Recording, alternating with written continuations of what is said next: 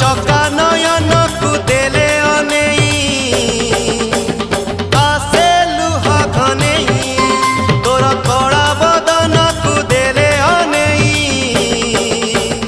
आसे लुहा घनेई